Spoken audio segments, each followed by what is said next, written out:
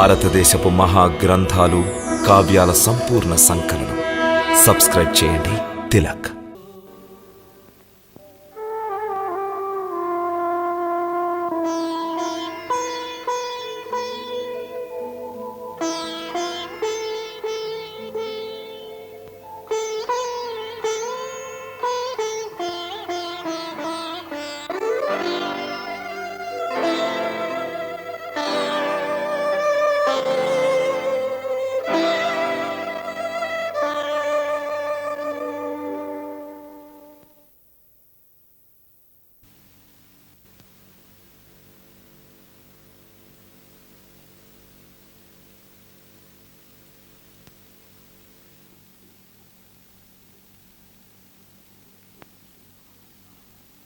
గురుదేవ, తమరి ఆజ్ఞానుసారం మేము రాజ్యసభకు ఏతించాం. ఏం చెయ్యాలో తమరు సెలవీయండి. రాజకుమార, మీ పితాశ్రీ ధర్మాన్ని రక్షించడం కోసం, తామిచ్చిన వాగ్దానాలు నెరవేర్చడం కోసం ధనధాన్యాలు సమృద్ధిగా ఉన్న రాజ్యాన్ని తమకిచ్చి వారు స్వర్గస్థులయ్యారు. మీ జ్యేష్ఠ సోదరుడు శ్రీరామచంద్రులు ఒక మహాత్ముని వలె తమ పితృవాక్య పరిపాలన కోసం వనాలకు వెళ్ళారు.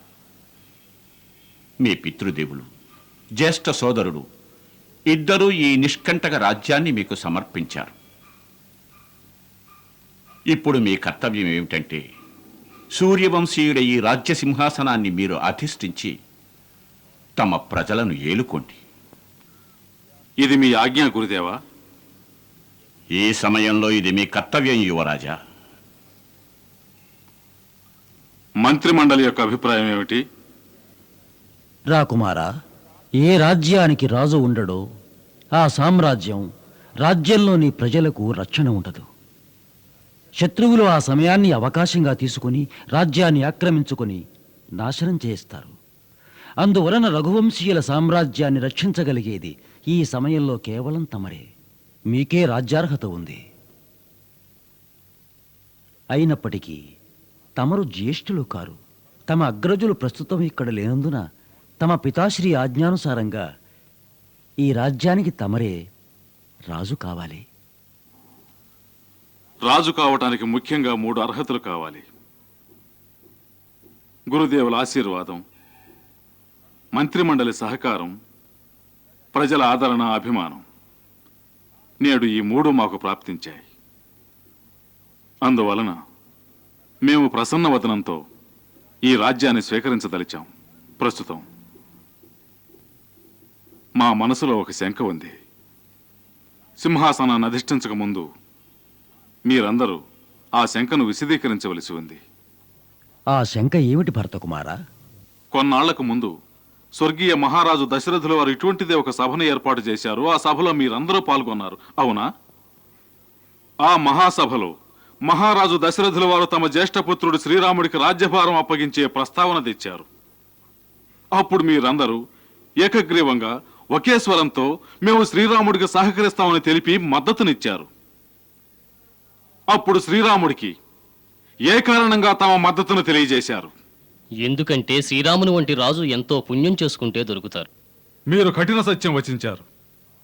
మీ అందరి మద్దతు తీసుకున్న తర్వాత రాజుగారు ప్రత్యేకంగా ఒక రాణి గారి మాట విని మీ అందరి సమ్మతితో తీసుకున్న ఆ హక్కును రద్దు చేసి తమ జ్యేష్ఠపుత్రుడు శ్రీరాముడిని ఇంటి నుంచి వెళ్ళగొట్టి అడవులకు పంపారు. తమ ప్రియాతి ప్రియమైన రాణిపుత్రుడిని పట్టాభిషిక్తుని చేయ నిర్ణయించారు. అప్పుడు మీలో ఎవరైనా మేము ఇచ్చిన మద్దతు ఏమైందని మహారాజును అడిగారా? ఏ ఒక్కరైనా మేము ఈ అన్యాయాన్ని సహించమని ఆయన నిలదీశారా? ఈ అన్యాయానికి విరుద్ధంగా తిరుగుబాటు చేస్తామని ఆయన హెచ్చరించారా?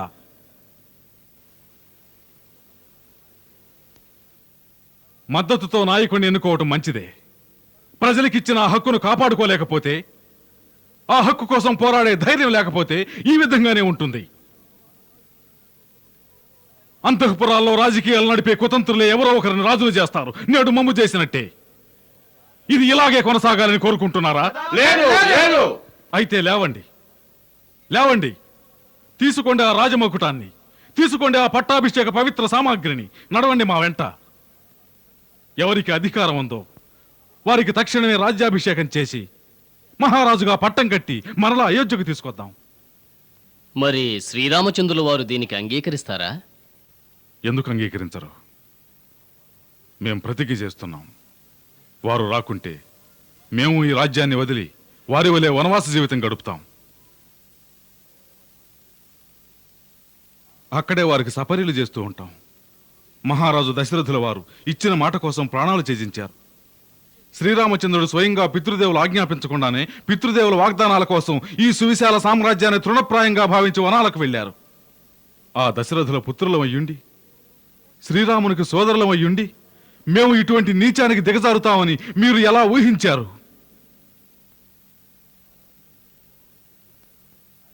రాజ్యం మీద కేవలం జ్యేష్ఠుడికి అధికారం ఉంటుంది. శ్రీరామచంద్రుల వారు సర్వగుణాలలోనూ శ్రేష్ఠులు. ఈ రాజ్యంపై వారికే అధికారం ఉంది. మనది కాని వస్తువును కోరుకోవటం మహాపాపం. మేము గురుజనులందరినీ ప్రార్థిస్తున్నాం. మమ్మ ఈ పాపం చేయమని ఆజ్ఞాపించకండి. మమ్మల్ని కళంకితుల్ని చేయకండి. వాస్తవానికి మేము మాత చేసిన ఘాతుకానికి కళంకితులం అయ్యాం. కానీ మీరైనా కనికరించండి. మేము మీ అందరి ముందు నిరాఘాటంగా ప్రకటిస్తున్నాం, అయోధ్యకు రాజు శ్రీరామచంద్రులే. వారి సమయంలో ఎక్కడున్నా వారి చరణాలకు శతకోటి ప్రణామాలు అర్పిస్తున్నాం. తక్షణమే వారి చెంతకు బయలుదేరి వెళ్తాం. తామెల్లరూ దయచేసి మాతో రండి. గురువర్య, మా ఈ సంకల్పం సఫలమవ్వాలని మమ్ము ఆశీర్వదించండి. ధన్యులు, మీరు ధన్యులు భరత. మీరు నిస్సందేహంగా ధర్మావతారులు. మీ పూర్వీకులు ఎంతో మంది ప్రతాపవంతులుగాను పుణ్యాత్ములుగాను ఖ్యాతి నొందారు.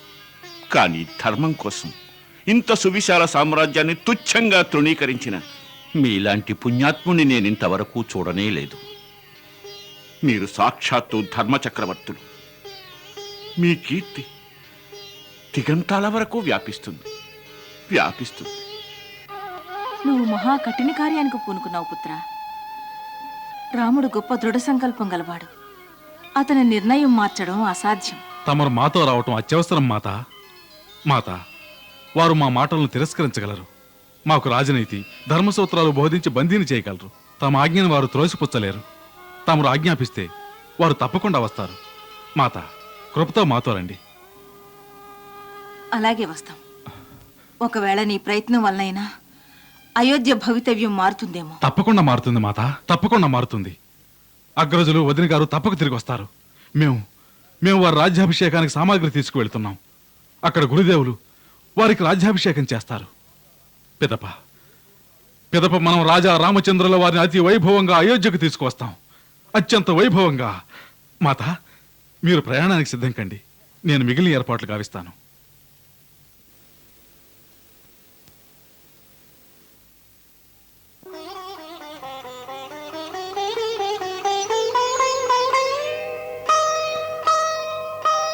పుత్ర, ఒక్క క్షణం ఆగు. మాదో చిన్న విన్నపం. అలా మొహం తిప్పుకొని వెళ్ళకు. సెలవియండి కైకేయి. ఏం కావాలి? మేం కూడా మీతో వనాలకి రావాలనుకుంటున్నాం. ఎందుకు? 14 వర్షముల శిక్ష చాలదా? గడువు పొడిగిస్తారా? పుత్ర, పరశురాముడిలా నువ్వు కూడా నీ తల్లి శిరస్సు ఖండించి పారాయి. అంతేగాని సిగ్గుతో ఇంకా నన్ను కుసింపచేయకు. అయితే మీకు వనాల్లో పనేమిటి? మా అంతటి పాపాత్ములు ఎవ్వరూ ఉండరు. ఈ సర్వనాశనం మా వలనే జరిగింది. మేము రగిల్చిన ఈ చిచ్చుని మా పశ్చాత్తాపాశ్రువులతోనే శీతలం చేయనివ్వండి. మీరందరూ ఏ లక్ష్యం కోసం వనాలకు వెళుతున్నారో ఆ లక్ష్యం కోసం మమ్మల్ని రానివ్వండి. ఆ అధికారం మీకు లేదు. మాత అధికారాన్ని ఎవరో కాదనలేరు పుత్ర.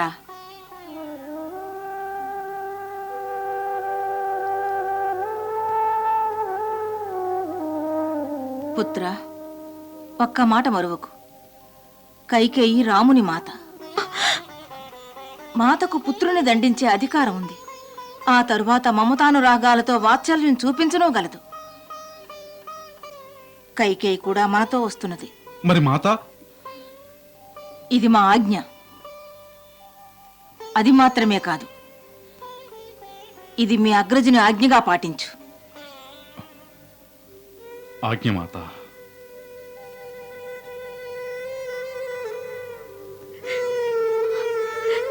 సోదరి, మిమ్మల్ని క్షమించమని అడగడానికి కూడా మేము అనర్హులం. మాకు మరణం ప్రసాదించమని మృత్యుదేవతని వేడుకుంటున్నాం. మేము అగ్ని ప్రవేశం చేయడానికి కూడా సిద్ధంగా ఉన్నాం.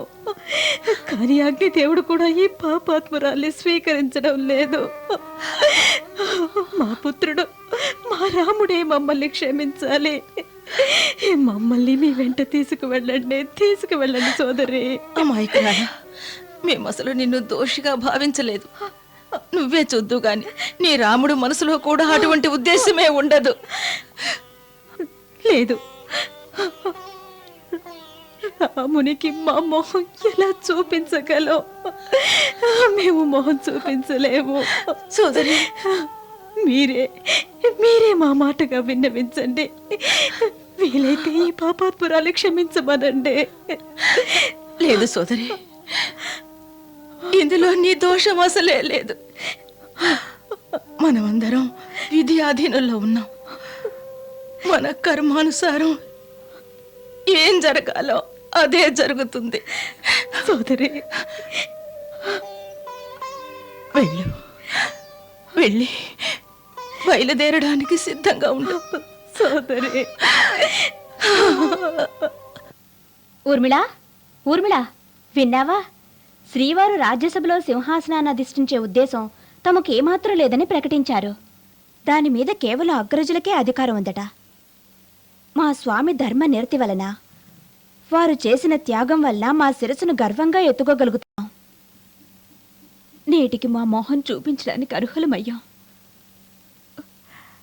ఊర్మిళ, ఇన్నాళ్ళు ఈ కళంకానికి కృంగిపోతూ మేము నీ ముందుకు రాలేకపోయాం.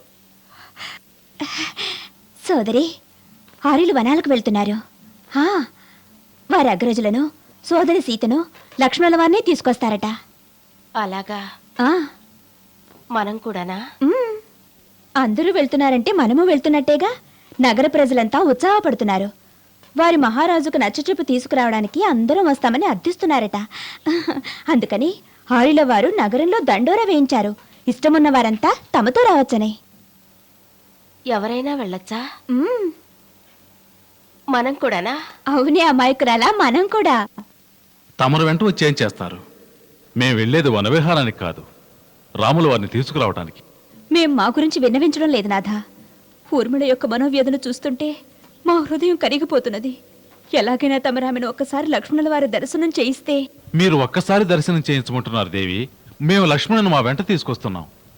ఒకవేళ మా లక్ష్యం సఫలం కాదని అనుమానమా? లేదు స్వామి, లేదు. మేమే కాదు, అయోధ్య వాసులే తమ కోరిక సఫలం కావాలని వేడుకుంటున్నారు. అయితే మీరు ఊర్మిళకు నివేదించండి. తన పతికి స్వాగత సన్నాహాలు చేయమనండి. ఇక విరహపు గడియలు సమాప్తం అవుతాయి. ఇప్పుడు శ్రీరామచంద్ర రాజ్యాభిషేకానికి సమయం ఆసన్నమైంది. ఆ సమయంలో మేము వారి వెంట తంసా నది వరకు వెళ్ళాం. అప్పుడు వారు మేమందరం నిద్రిస్తూ ఉండగా ఎవ్వరికి చెప్పకుండా రహస్యంగా వెళ్ళిపోయారు. ఇప్పుడు మేము రాజకుమారులు భరతుల వారి వెంట వెళ్తామన్నాం. ఇప్పుడు ఎక్కడికి తప్పించుకుంటారు? ఇప్పుడు మేము వారిని, రాజకుమారులు లక్ష్మణుల వారిని, రాణి సీతాదేవిని ఎంట పెట్టుకునే వస్తాం. అలాగే మీరొచ్చే సమయానికి మీకోసం మిఠాయిలు అవి సిద్ధం చేసి ఉంచుతాను. నువ్వు త్వరగా మిఠాయిలు సిద్ధం చేసి ఉంచు. మేము తప్పకుండా వారిని తీసుకొస్తాం. ఇది విన్నావా? శ్రీరామచంద్రుల వారిని తీసుకురావటానికి భరతుల వారు సైన్యంతో వనాలకు వెళ్తున్నారట. మేం కూడా విన్నాం. అయ్యా, భరతుల వారు శ్రీరామచంద్రుల వారిని తీసుకురావడానికి వనాలకు వెళ్తున్నారట. నగర ప్రజలు కూడా తమతో రావచ్చని వారు ప్రకటించారు. అందరూ వెళ్తున్నారు. అయ్యా, నేను కూడా వారి వెంట వెళ్ళనా? వెళ్ళు, తప్పకుండా వెళ్ళు. వెళ్ళి వారి చరణాలకు సాష్టాంగ వందనం చెయ్యి. నాయనా, వారి దర్శనంతో పాపాలన్నీ పటాపంచలైపోతాయి. నానా, వదిన, రాజకుమారుల వెంట రాజమాతలు, మంత్రులు, గురుదేవులు, సైన్యం అందరూ వెళ్తున్నారు. వారి మార్గాన్ని శుభ్రపరచడానికి కార్మికులు, కర్షకులు, శిల్పులు, వృక్షాలు నరికే వాళ్ళు అందరూ ఏకమై వెళ్తున్నారు. నేను కూడా వారితో వెళ్ళడానికి అనుమతి దొరికింది. అంటే అందరికంటే ముందే నీకు శ్రీరాముల దర్శనం దొరుకుతుందన్నమాట. అవును. చూడండి ఆయన, నాకా వయసు అయింది.